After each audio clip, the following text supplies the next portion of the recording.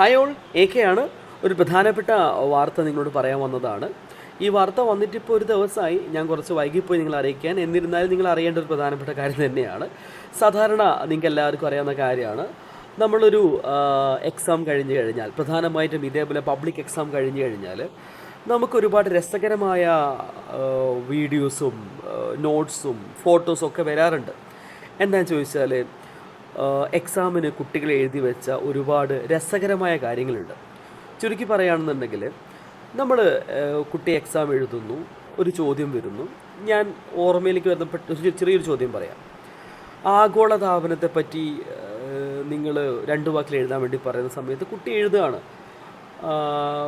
ആഗോളതാപനം എന്ന് പറഞ്ഞാൽ ആ ഒരു സമയത്ത് താപവുമായി ബന്ധപ്പെട്ട കാര്യമാണ്. അപ്പോൾ അവനിക്ക് പനിയാണ് എന്ന് എഴുതിയൊരു സിറ്റുവേഷൻ ഉണ്ടായിരുന്നു.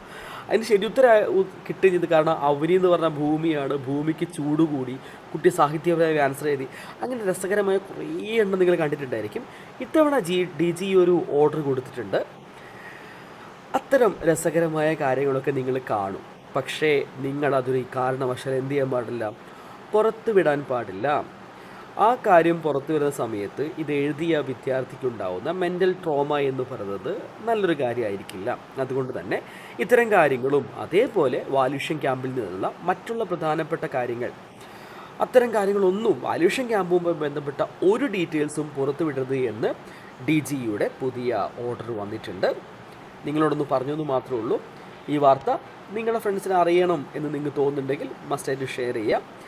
ഇതേപോലുള്ള വാർത്തകളൊക്കെ വേണ്ടി നിങ്ങൾ മസ്റ്റായിട്ടും ചാനൽ സബ്സ്ക്രൈബ് ചെയ്ത് വയ്ക്കുക. ബൈ.